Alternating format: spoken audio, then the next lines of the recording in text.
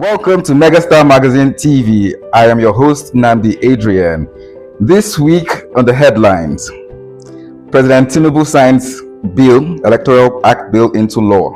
Finally, guys, we've been talking about this story for about 2 weeks now, and it's quite an interesting one. It's finally been signed into, the bill has been signed into law. There was so much drama in the National Assembly, from the Senate to the House, and now it's been signed into law.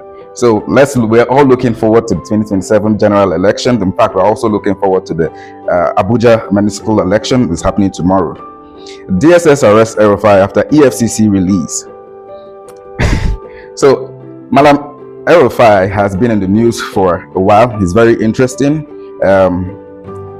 They say they've been passing him around like a ball. Apparently, El-Rufai has become the ball on the pitch.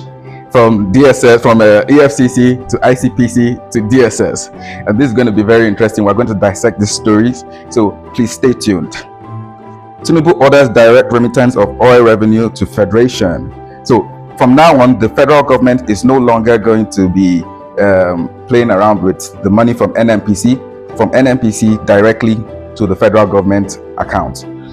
This is going to help for transparency and all of that, to make sure that we can properly account for the budget and how much Nigeria is actually remitting from NNPC and from oil revenues. Moving on, Rivers Assembly holds impeachment proceedings against Fubara. So our favorite governor on this show is back again. Personally, for me, he's been here and there, he's been up and down. We've spoken about it, and last 2 weeks we actually said on this same show that there was going to be a possibility that the president was going to intervene for the first time, and just like we predicted, the president did. So yeah, another PDP candidate for FCT poll stepped down for APC after Wike's intervention. So that is also in line with the election. This our very incredible minister, Honorable Minister Wike, the man of the people, the APC and PDP man. We don't really know where he is, but he's working for all parties. And let's see what happens tomorrow in tomorrow's very interesting election here in Abuja. And finally, Mark Zuckerberg takes the stand in landmark social media addiction trial. So the CEO of Meta has been dragged to court this week. It's been a very, very interesting one. Schools, parents, underage kids are dragging the CEO of Meta, Mark Zuckerberg, to court, on a trial of addiction, social media addiction. Mark Zuckerberg argues that it's not addictive, but what do you think? Drop your comments on the comment section, and don't forget to like, comment, and subscribe. We'll be right back.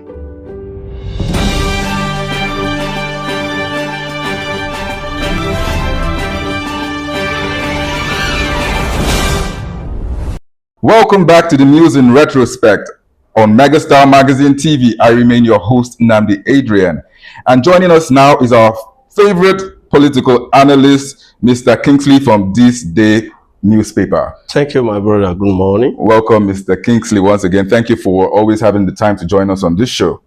You are welcome. So let's just dive straight into it. This is very interesting. This week has actually been a very interesting week as usual. Very exciting, very active. And very active, because the politics is politicking, and FCT particularly is on fire.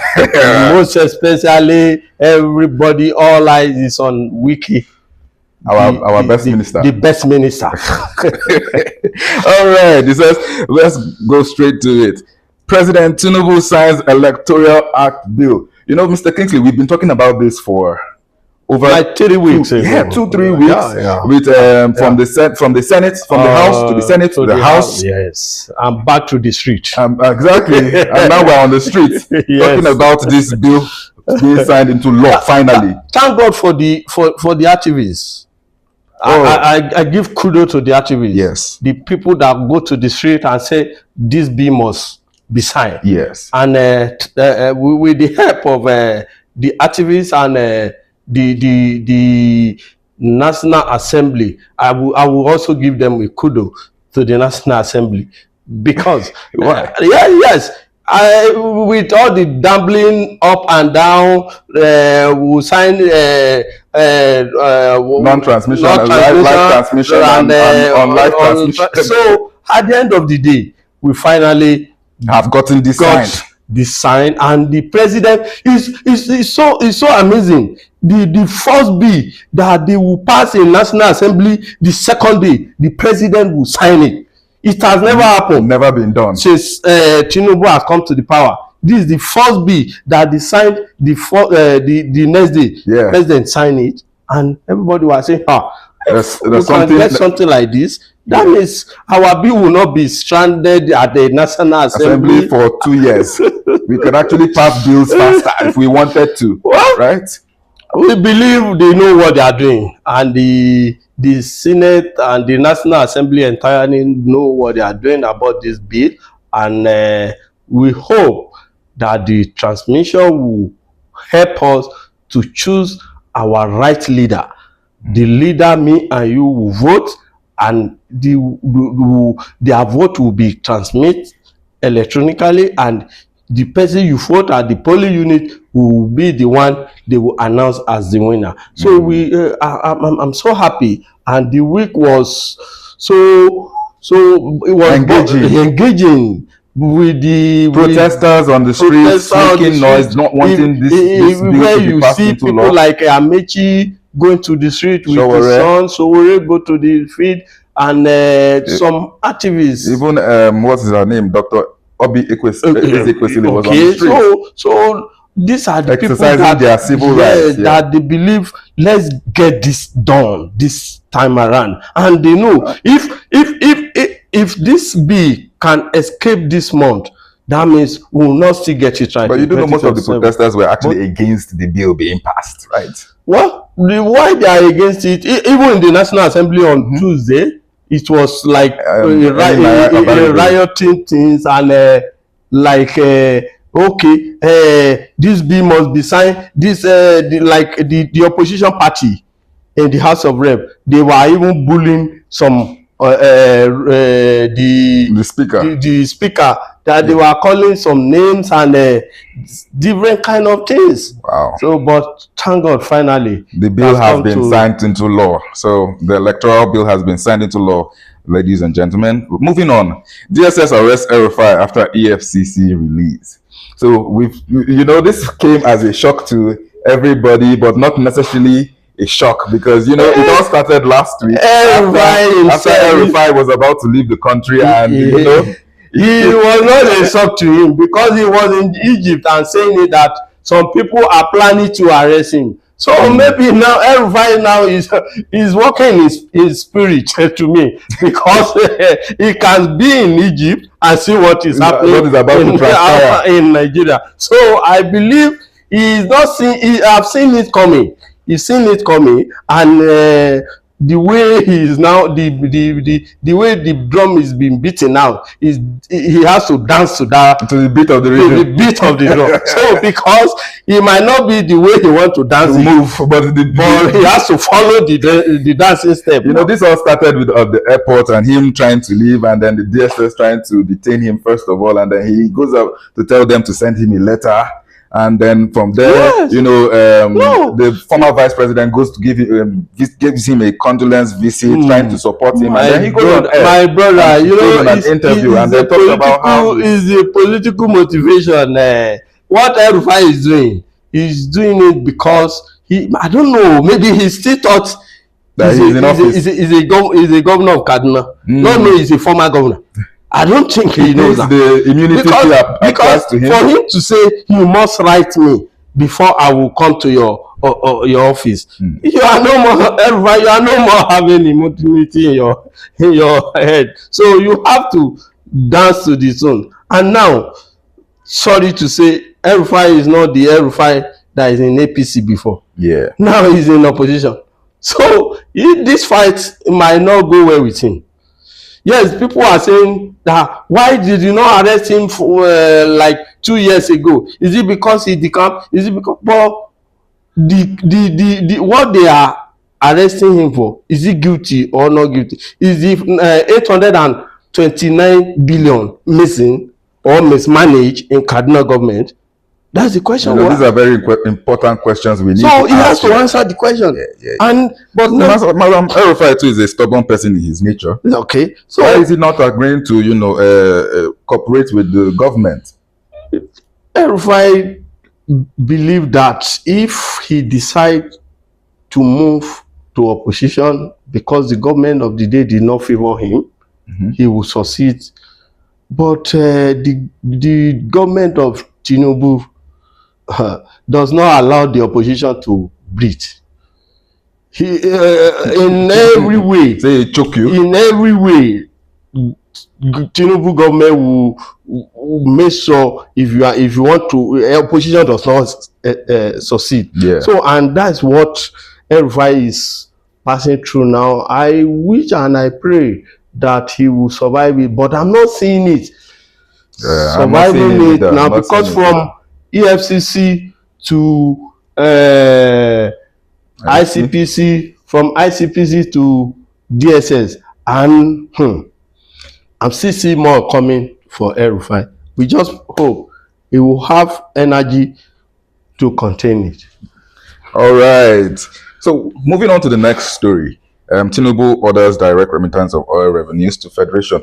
Do you think this is a good move? Because, you know, in the sense, first of all, the Federation has not been remitting the, you know, according with the budget. I will say it boldly that I think it is the right time for the federal government to have the revenue from NNPC, because this thing has been a scam. There's a lot of bureaucracy happening. The NNPC believe they are the one to decide what Nigeria will spend, how they spend our money. Some dollars goes down in NNPC that they cannot account for. They will just is whatever the figure they give the government that the government has to deal with. The government will deal with it. I completely agree with this statement, because the NNPC is a very, in my opinion, a very corrupt institution. They are not really transparent to the government of the day. So if the government of Tinubu come up with this, I think it also boosts the economy of the country, and we will now know what we are generating from our oil. Not that NNPC will come up and say, to this month we have a X amount that dollars or $20 billion.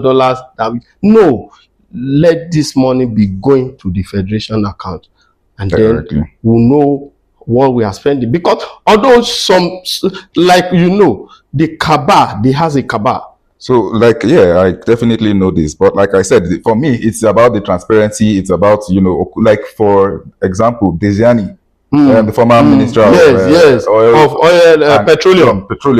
You know, she is one of the. She goes down in history in Nigeria as one of the greatest thieves. And it's a richard woman. Yeah.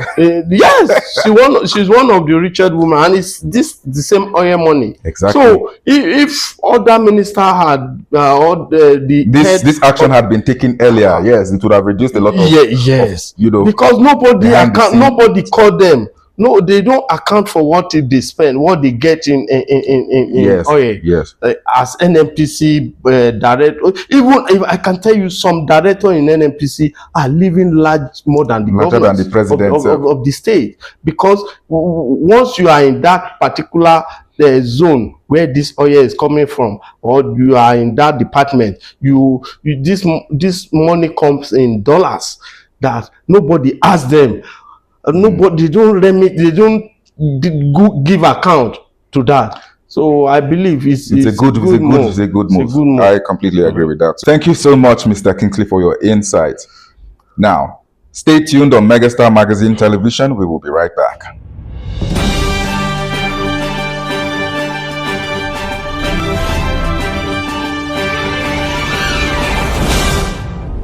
Welcome back to Megastar Magazine Television. I remain your host, Nnamdi Adrian, and still with me is our guest analyst, Mr. Kingsley from This Day newspaper.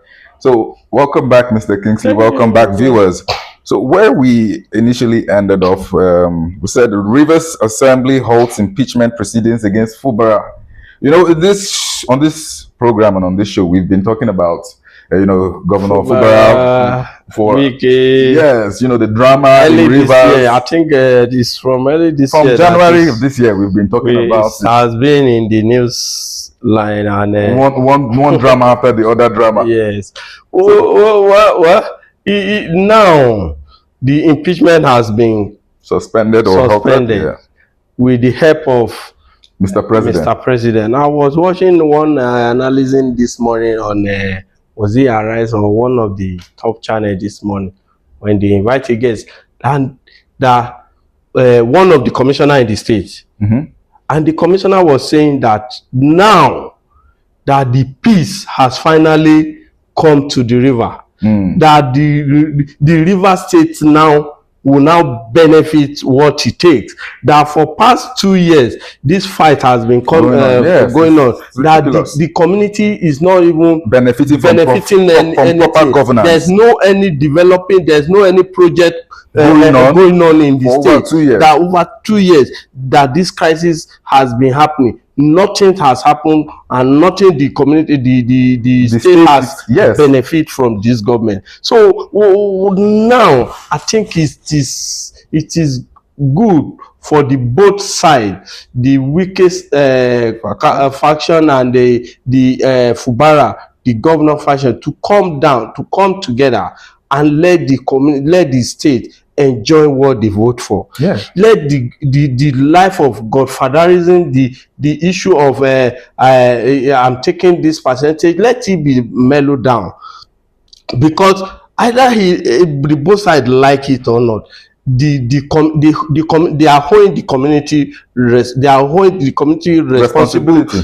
to deliver what they vote for. But very quick, do you think this is going to be the last fight we're going to hear from them? Do you think this is they finally squashed it? The fights might not end with the help of the president. I'm not saying the fight end, but let him mellow down till November, when the campaign will start, when you will now say, okay, this is the candidate I have, okay, this is the person I'm going to nominate, this is the person I'm going to support. But let the river people, let them enjoy what they vote for. Let them breathe for once. At least the revenue they are getting in river is also a huge revenue. And meanwhile, the community, the state, the people, they are not enjoying anything. It's just like when the two elephants are fighting, it's the grass that suffer it most. And that is exactly what is happening in River State. People are not enjoying this government.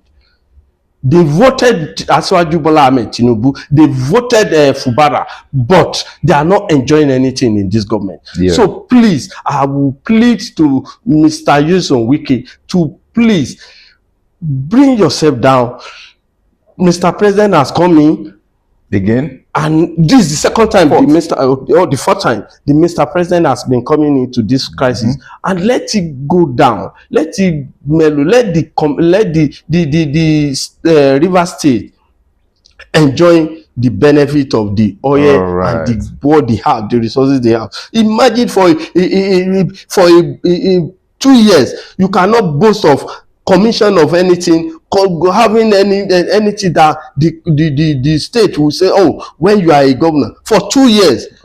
Please, I think the both sides will come back and settle their Honorable Minister, please let the people of River State breathe. Let projects happen and let development happen. Let's enjoy. So moving on, another PDP candidate for FCT post stepped down for APC after Wike's intervention.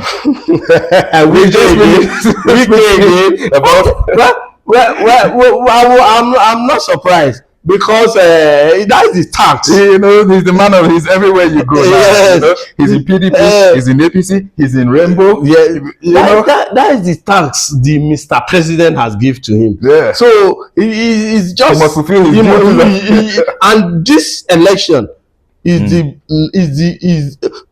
so many things tagged to this FCT election. Yes, definitely. Because Mr. President has not won any election in FCT. So this one will give him a test run of what will happen in 2027. And it will also give Wike, either he will get his job or he will lose his job. Because the Mr. President has ever asked him that win FCT for me, and if you lose FCT, that means your job is at stake. So why Wike is doing this now, I'm not surprised, because PDP is controlling PDP and is also working for APC. So if a PDP candidate step down to APC candidate in FCT, I'm not surprised, because it's what Wike has been supposed to do for Mr. President. And if he cannot deliver FCT, he's a failure. It's a problem. He's a failure. So he has to, by all means, make sure he lands FCT for Mr. President. For president. So the PDP that he has in his hand, which is belief, he believes he has a PDP in his hand. The court ruled in his favor. Okay. Let's not even go to that legal aspect, because the Wike already have all the PDP legally in his hand. But we are talking, let's go to the politics, because the election is tomorrow. Yeah. And what we are seeing now is any candidate that the Wike support, whether is in Amak or Buhari or Kuje Abaji. I think we have a 6 geopolitical area council in FCT. So he will make sure he has, before I think APC have only 3. But now, I think the music is gradually changed to follow the money, follow the money, or follow the party. So it's now like, where is the money? Let's follow the money. Let's follow. If not, I'm not seeing any reason why the PDP candidate will step down willingly. Who is now the flag bearer of the party? And who is the opposition? Are we now saying PDP is no more exists in this opposition party? But what happens with the candidates in ADC? That's the ADC guy that's making a lot of noise. No, ADC, you can't take them away from this election. No, I think in my area yesterday, I even covered it. I met the candidate of the ADC. Yes. I think his name is Emo. The popular name is Emo. I'm not advertising him. He's not my fans. I'm not his fans, but I'm just saying it. He's putting the weight in FCT. Yes, he's making a lot of So we should not take him for granted. Because now that it's obvious that PDP cannot file candidate. So the main opposition we have now is ADC. So, and it's not just the ADC, it's not about the candidate alone. The ADC also want to use this FCT election as a test run. Yes.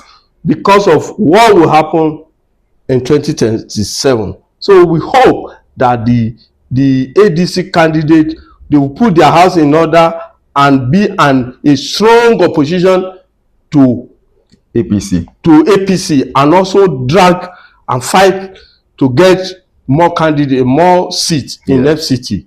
All right. Thank you so much, Mr. Kingsley, for joining us on Megastar Magazine Television and, dissecting this story for us yet on another week. We really appreciate you. Thank you, my brother. And thank you for joining us on this week's edition on the News in Retrospect. Don't forget to subscribe, like, and add your comment. We look forward to seeing you next week here on Megastar Magazine Television.